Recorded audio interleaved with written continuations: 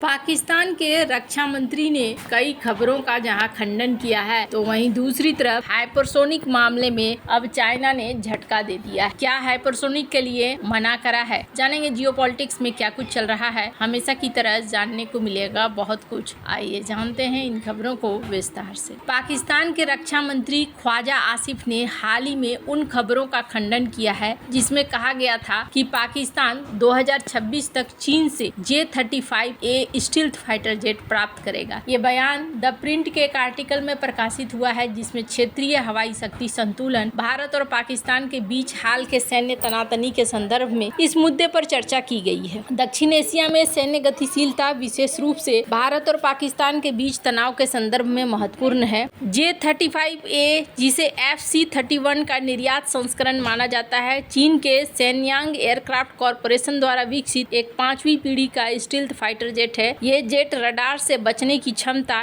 Advance avionics और multi role combat क्षमताओं के लिए जाना जाता है। इसे अमेरिका के F-35 फाइटर जेट के जवाब के रूप में देखा जाता है। अगर पाकिस्तान को ये जेट मिलता है तो ये दक्षिण एशिया में हवाई शक्ति के संतुलन को बदल सकता था, खासकर भारत के खिलाफ, जिसके पास अभी तक 5वीं पीढ़ी का स्टील्थ फाइटर नहीं है। भारत का स्वदेशी एडवांस मीडिया कॉम्बैट एयरक्राफ्ट अभी विकास के प्रारंभिक चरण में है और इसके 2035 तक चालू होने की उम्मीद है। ख्वाजा आसिफ ने सऊदी अरब के समाचार आउटलेट अरब न्यूज को दिए गए एक साक्षात्कार में कहा, मुझे लगता है यह केवल मीडिया में है। चीनी रक्षा बिक्री के लिए अच्छा है। उनका बयान उन खबरों का खंडन करता है जिसमें दावा किया गया कि पाकिस्तान 2025 के अंत तक या 2026 के शुरुआत में 30 से 40 J-35A जेट प्राप्त करेगा। आसिफ के बयान से संकेत मिलता है कि पाकिस्तान और चीन के बीच इस तरह की किसी भी औपचारिक समझौते की पुष्टि नहीं है। हालांकि इससे पहले कई मीडिया रिपोर्ट्स और एक्स पर पोस्ट में दावा किया गया था कि पाकिस्तान ने J-35A के लिए ऑर्डर दे दिया है और इसके पायलट चीन में प्रस कंपोजिट करेंगे और 2025 तक J-35 जेट मिल सकता है, वो भी 50% छूट पर। भारत और पाकिस्तान के बीच में हथियारों की दौड़ की इतिहास लंबा है, जटिल रहा है। दोनों देशों ने अपनी सैन्य क्षमताओं को बढ़ाने के लिए हमेशा नवीनतम तकनीकों और हथियारों की खोज की है। एक ऐतिहासिक उदाहरण 1980 के दशक का है जब पाकिस्तान ने अमेरिका से F-16 फाइटर जेट प्राप्त किए थे। ये जेट उस समय दक्षिण एशिया में सबसे एडवांस विमानों में से एक थे और भारत की वायुसेना के लिए एक बड़ा खतरा माने जाते थे। उस समय भारत के पास सोवियत मूल के MiG-21 और MiG-23 जैसे विमान थे जो F-16 की तुलना में कम एडवांस थे। इस असंतुलन ने भारत को अपनी वायुसेना को आधुनिक बनाने के लिए मजबूर किया, जिसके परिणाम स्वरूप 1990 के दशक में MiG-29 और मिराज 2000 जैसे विमानों की खरीद हुई। इसी तरह हाल के सालों में पाकिस्तान ने चीन से JF-17 थंडर और J-10CE फाइटर जेट खरीदे। मई 2025 में भारत और पाकिस्तान के बीच हुई सैन्य झड़प में पाकिस्तान ने J-10CE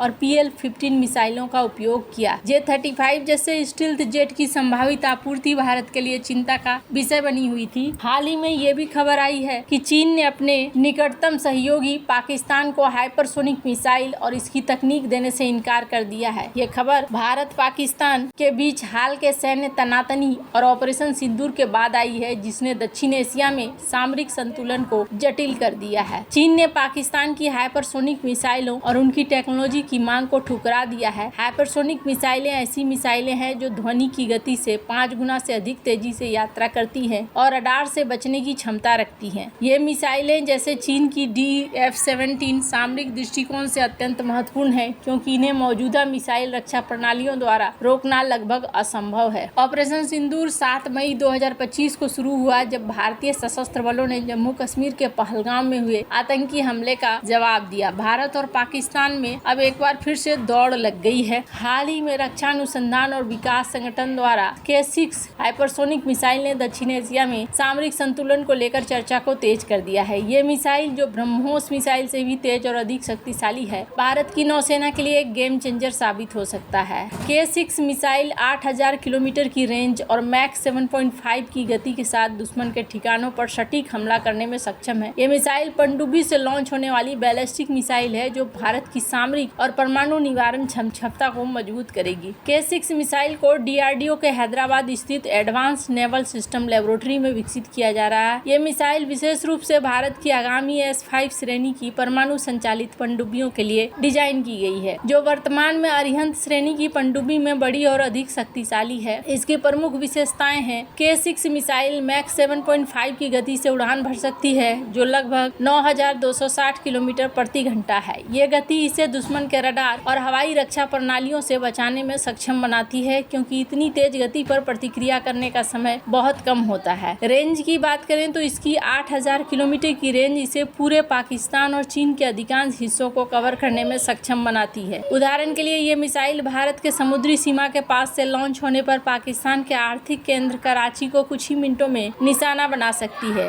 MIRV टेक्नोलॉजी K6 में multiple independent targetable re entry vehicle तकनीक है, जिसका अर्थ है कि यह एक साथ कई टारगेटों पर अलग अलग वॉरहेड के साथ हमला कर सकती है। ये इसे और अधिक घातक और रक्षा प्रणालियों के लिए रोकना मुश्किल बनाता है। ये मिसाइल परमाणु, न्यूक्लियर और कन्वेंशनल दोनों तरह के वॉरहेड ले जा सकती है, जिससे ये सामरिक और रणनीतिक दोनों तरह के हमलों के लिए उपयोगी है। K6 SLBM है, जो इसे पानी के नीचे से लॉन्च करने की क्षमता देती है, जिससे दुश्मन के लिए इसका पता लगाना और कठिन हो जाता है। K6 मिसाइल का विकास भारत की रक्षा क्षमताओं में से एक बड़ा कदम है, जो इसे अमेरिका, रूस, चीन, फ्रांस और UK जैसे देशों की श्रेणी में लाता है, जो ऐसी एडवांस मिसाइल प्रणालियों के मालिक हैं। ये मिसाइल भारत की नौसेना को दूसरा हमला करने की क्षमता देता है, जो परमाणु निवारण के लिए महत्वपूर्ण है। इसका मतलब है कि अगर भारत पहला परमाणु हमला होता है तो वो K6 जैसी मिसाइलों के जरिए जवाबी हमला कर सकता है। पाकिस्तान और चीन के लिए ये मिसाइल एक बड़ी चिंता का विषय है। पाकिस्तान की चीनी मूल की हवाई रक्षा प्रणालियां जैसे कि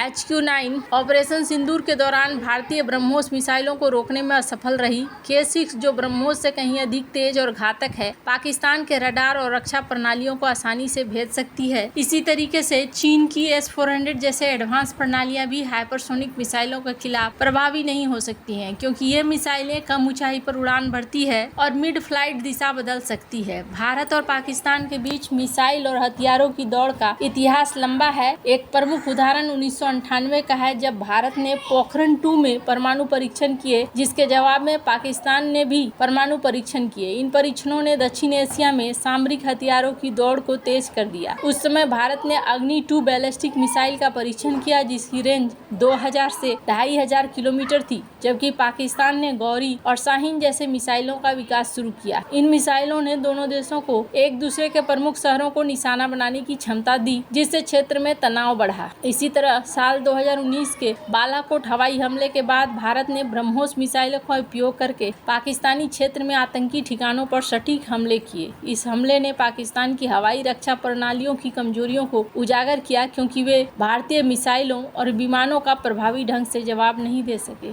K6 मिसाइल का विकास इस दिशा में एक और कदम है, जो भारत को न केवल पाकिस्तान बल्कि चीन जैसे बड़े प्रतिद्वंदी के खिलाफ भी बढ़त देता है। आपको क्या लगता है इन सब मामले में? आपकी क्या राय है? कमेंट कर जरूर बताएं। जल्द मिलते हैं अगले वीडियो में नई खबर के साथ।